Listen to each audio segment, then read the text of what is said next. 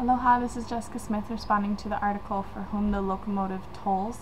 And the question being asked is if we would keep the trains running or not, based on an incident that happened in Australia where a woman jumped in front of the trains and the dispatcher chose to keep the trains running rather than stopping them and taking care of the woman. And excuse me. I think if it had been me, my initial reaction would be to stop the train. But as the article points out, there are so many other factors to consider in this that the decision becomes next to impossible to make, because you're caring for such large groups of people. Those in charge of the organization are more focused on keeping track of the organization and not so much focusing on one individual who made a silly choice in the first place.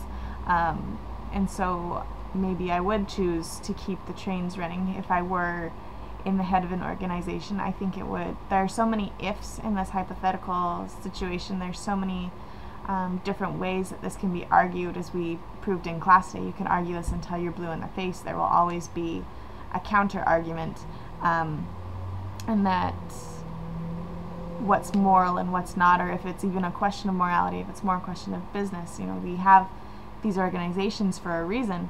Organizations are there to take care of large groups of people, and I think depending on the individual situation. It also mentioned someone having a heart attack at a rock concert, and if the rock concert would proceed, or if the concert should stop to try and take care of this man having a heart attack.